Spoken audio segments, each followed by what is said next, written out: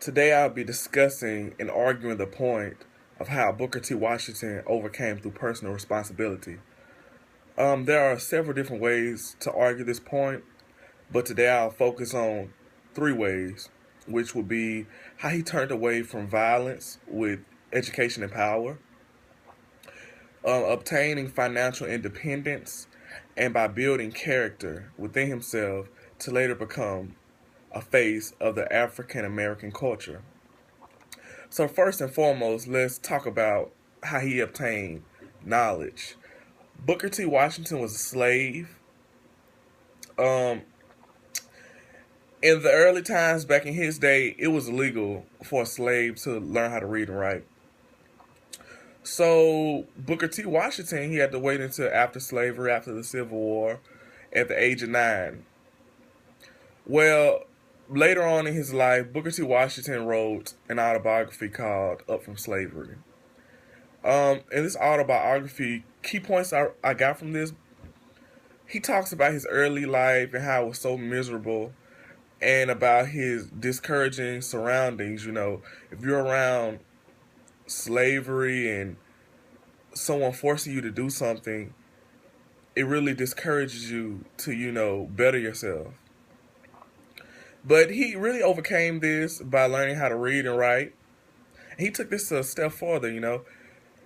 He became a teacher. And when he went to school, he took several odd jobs to put his way through school. His mother didn't have the money, so he had to get it on his own.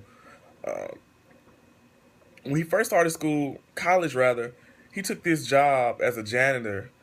And he worked all hours of the night and still, got up and went to school and did his work. In 1881, he founded the Tuskegee Normal Institute in Alabama. This was a college that he opened.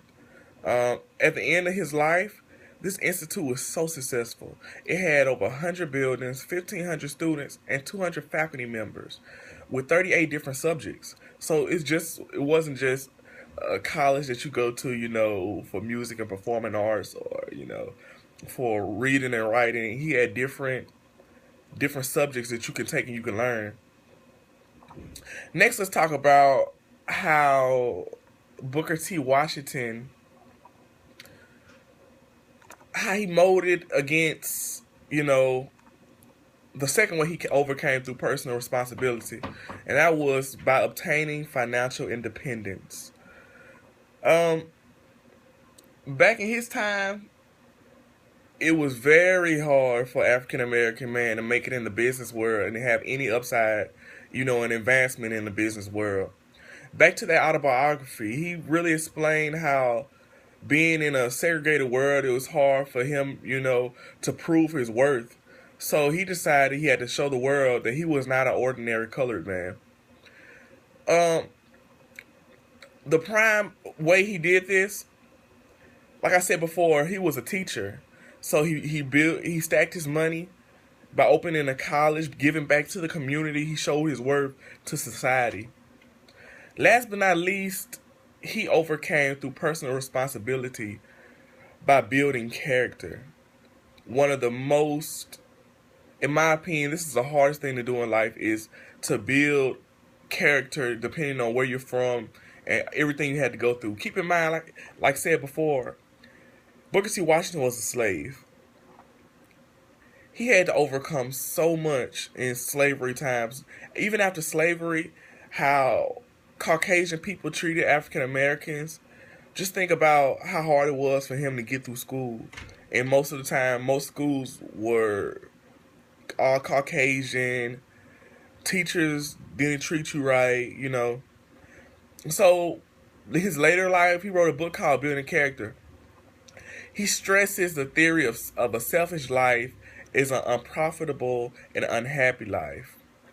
You know, Booker T. Washington, he was the kind of man that helped others. He didn't want to be the only person that made it. He wanted other African Americans to make it in life. So he always gave back to his community.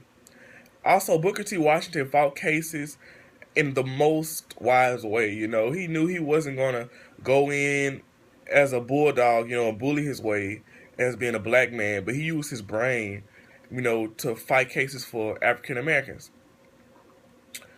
So he really became a strong face in our society, you know. And back to the main argument of overcoming through personal responsibility, he did a lot to overcome. And this is why Booker T. Washington is one of my few role models. I hope you enjoyed.